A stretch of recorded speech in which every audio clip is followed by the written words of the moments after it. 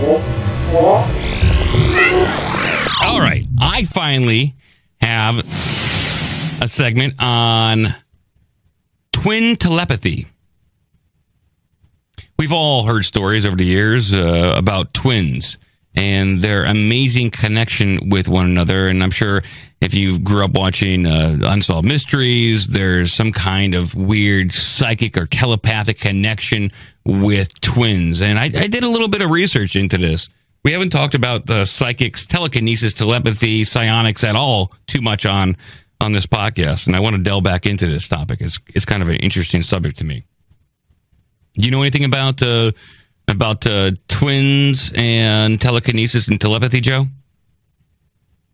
Just that I was a little jealous of all the twins I knew, because I was always like, I wonder if they can like mind meld and stuff like that, like everything they say they can do.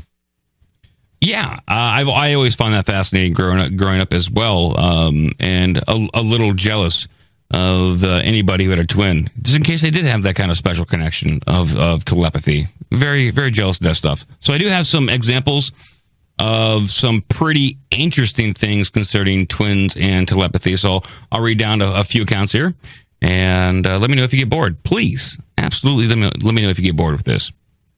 This one, this first segment, little paragraph here is about Linda and Terry Jamison. Linda and Terry Jamison are twins from the United States who claim to have predicted the September 11th attacks 2 years ahead of time. On November 2nd, 1999, they claimed that through an automatic writing process, there would be a terrorist attack on the federal government and the World Trade Center in 2001. The actual quote is, "We are seeing various terrorist attacks on the federal government and also the New York Trade Center, the World Trade Center." The twins did not specify the time or indicate who would be responsible. The Jameson twins also predicted that John F. Kennedy Jr. would die by a plane crash. However, it has been pointed out that the Jameson twins are frequently incorrect. In December 2003, they incorrectly predicted that Saddam Hussein would be killed by U.S. troops and that Pope John Paul II would die on June 2004. Or die in June 2004. Okay, so... Oh, when did we pop off Saddam's head, though? It wasn't that long after, though. Yeah, I mean, he was hanged. When did Saddam die? Could you guys look that up for me real quick? Yeah. While I read this next one, because he went through like a trial and jury, and then they hanged him. And there's footage out there you can jerk off to if you want to. Yeah, December 30th, 2006. Oh, 2006. Okay. Okay. The twins are wrong on that account. So here is another story. It's about the Richard and Damien Powells. Even though the idea of a special connection between identical twins is often myth and legend, little research has been done in this field. The book Twin Telepathy claims an overwhelming body of evidence indicating that there is indeed a special connection. One of these experiments involved 8-year-old Richard Powells, who was put in a soundproof room in front of a bucket filled with ice-cold water. On command, Richard plunged his arm into the cold water, giving a gasp as he did so. In another room, well out of sight and earshot, his identical twin brother Damien was wired to a polygraph. As the polygraph expert monitored his respiration, abdominal muscles, pulse, and skin response, all Damien had to do was sit there quietly and tune in to his brother's feelings. At the exact moment of Richard's sharp intake of breath caused by the freezing water, there was a sudden blip on the line monitoring Damien's respirational response. In another experiment, Richard was asked to open a cardboard box. In it was a huge rubber stake that jumped out at him. This, too, was instantly picked up by his twin as a pulse line on the chart clearly indicated. The book also concluded that there are 3 especially telepathically prone groups: mothers and newborn babies, dogs and their owners, and identical twins. Of these, it is the twins who pick up the signal at full strength most often, provided that they're in the right state of mind. How about that one, Joe? How you like that? I want to see video of this. This is pretty intense. I like it. So this last one that I'm going to read in this group of psionic kind of weird things to do with twins. This one is a little bit more bizarre when it comes to twins. The only reason I know psionic is because of XCOM, which we've talked about on the show many times. But the only reason why I know what it's supposed to mean. Yeah, the only reason I know psionics is because I'm a role playing nerd, and that's what I grew up playing. Was like D&D and Heroes Unlimited, where psionics is used. Okay. So hey, I'm not that far away. So this next one is from Elisa and Paula Bernstein, and it's 1969 is the year on this one. Elisa and Paula were born to a woman with schizophrenia and were put up for adoption. Child psychologist Dr. Bernard, a consultant to the adoptions agency, believed the twins should be separated to improve their psychological development. So I think Eliza and Paula were sent to different families. Eliza knew that she had been adopted, but neither one knew that they were twins. When Eliza turned 33, she decided to contact the New York State Adoption Information 33. Registry. What's that? 33. 33. Yeah, so when Eliza turned 33, she decided to contact the New York State Adoption Information Registry to look for her birth mother. It was then that she also discovered she had a twin. About 6 months later, the twins were reunited. What makes this story even more incredible is that it was also discovered that Eliza and Paula were part of a secret nature versus nurture study by Dr. Neubauer and his colleagues, Dr. Bernard. Neubauer was a noted child psychologist and studied 5 sets of twins and 1 set of triplets who were all deliberately separated at birth. The adopted families would travel separately to the center once a month for 12 years for IQ tests and speech analysis. Researchers would also visit their homes and film the children playing. The adopted parents were told that they were part of a child development study, but were kept in the dark about the twin triplet aspect. The set of triplets and the 2 other sets of twins in the study have also been reunited, but it was not known if the remaining 2 sets of twins have. The controversial study has not been published, but will be published in the year 2066, when most of the participants will likely be dead. How bizarre is that? So I have to make it till then to know if they have psychic powers. I guess so. These people deliberately, like according to this article, deliberately tried to separate these twins or triplets who were put up for adoption and then track their progress as a nurture versus nature kind of thing. God knows what they discovered. What's so controversial about the study if it can't be released until 2066? What do they find? Fucking insanity. We should start our own experiment. We'll start with adoption twins and separate them. I guess. Yes. Yes. You know, I've often believed that I've had a twin. I've often felt that. Who is your twin? I believe that my twin is named Kevin.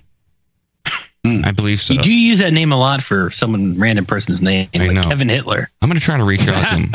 I think I'm going to try to reach out to Kevin right now. Can you guys will you guys indulge me for a second? Let me try to reach out to him. I'm going to use my psionic powers to reach out to my twin. You try to make him jizz his pants. Kevin, are you there? Can you hear me? Yes. Kevin, this segment's not going too good. I don't think the audience is really into psychic twins that much. I think I might be boring them, Kevin.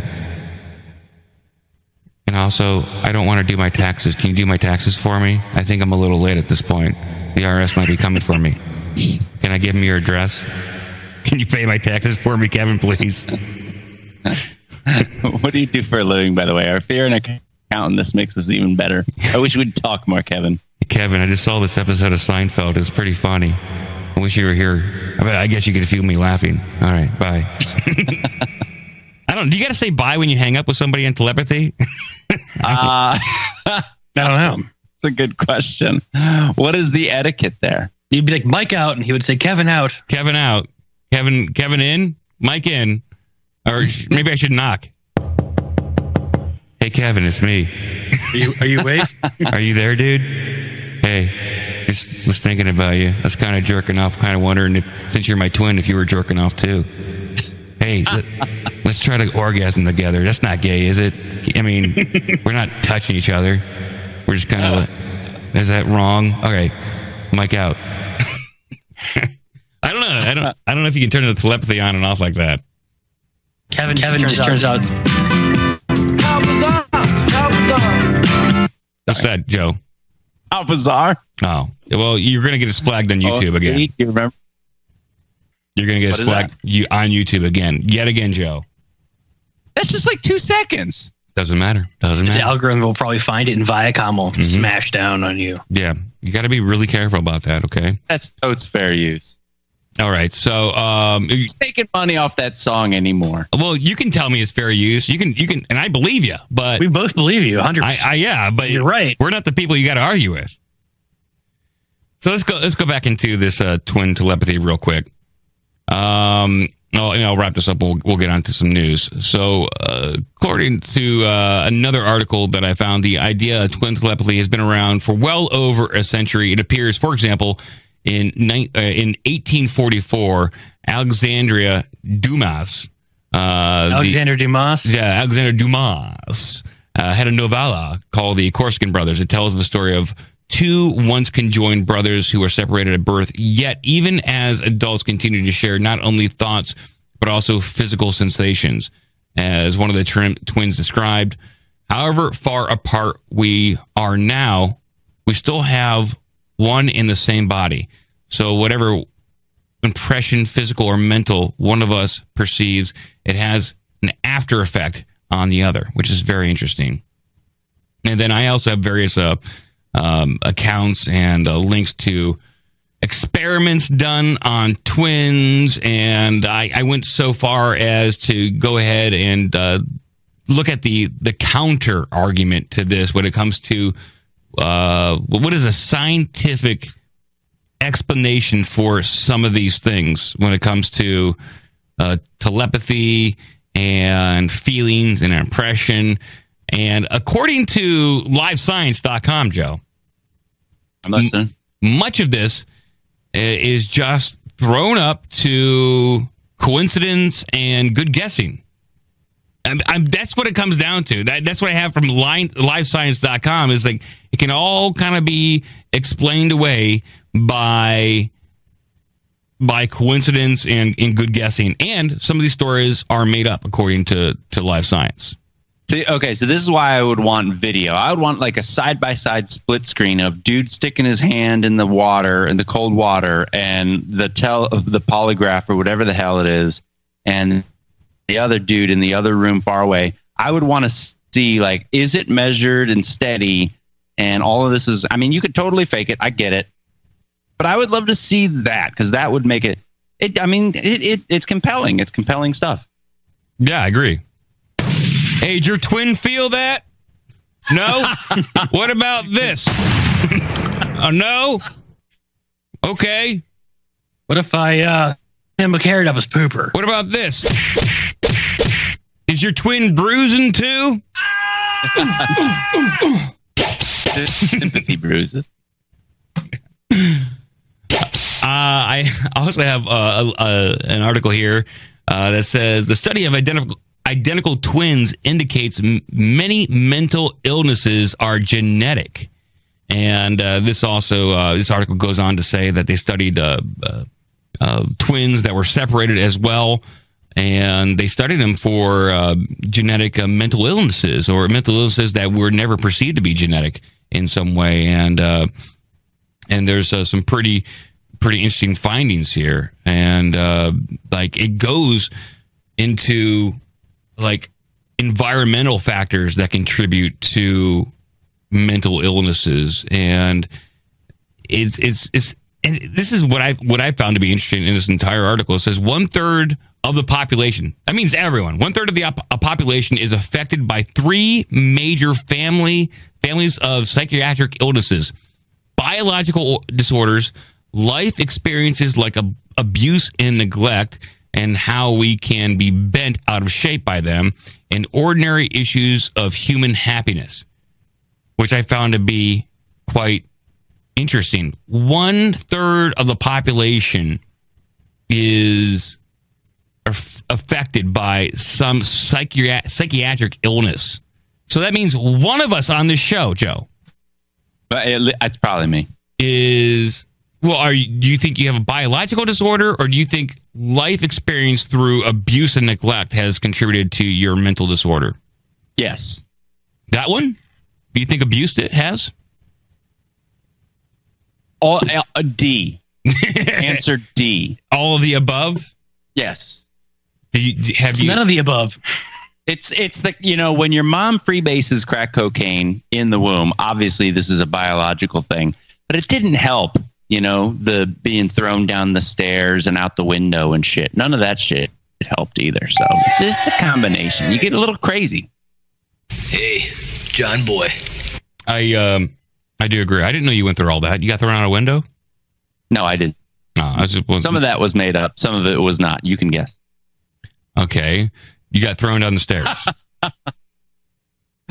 You get thrown down the stairs? I don't know if I don't know if any of that was true. You threw a crack pipe through a window. Yeah. I mean, maybe your mom was just trying to teach you how to fly. I threw a crack pipe at my mom while she was pregnant with me. I don't even know how the crack pipe got in there. Yeah, did they even have crack at that time? I mean, you were born in 1977, right? 78. They didn't have crack then. That was probably early crack. Yeah, that was mid to late coke, early crack. Early crack pre-HIV, which is a pretty good time period, That's where you want to be with the crack. Yeah, it was like pre-crack, like mid-coke, pre-HIV. Good stuff. Yeah. Real good stuff. HIV did not exist until Ronald Reagan said it did, apparently. Yes. Correct. Yeah. So you guys have any more questions about or statements about twin telepathy and psionics?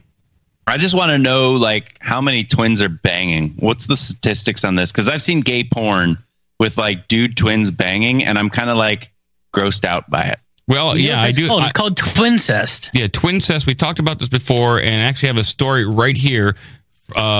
Is titled "Porn Twin Sex Worker Made About 15,000 euro a month selling dirty knickers." I don't know if you mean underwear? I guess I don't know. I mean, I said knickers. Knickers? Okay, knickers. I said knickers. Okay, knickers. Porn twin sex worker selling dirty knickers for 15,000 euro a month. And these twins look fucking evil. Holy shit. These are some ugly twins. In fact, I'm going to put this in the Dino's Den. So you guys are going to take a look at these broads. They're lady twins. Yeah. Kate Lee, 25, and from... Are these twins, or are they just pretending to be twins? Oh, my God. Yeah, that is weird as hell.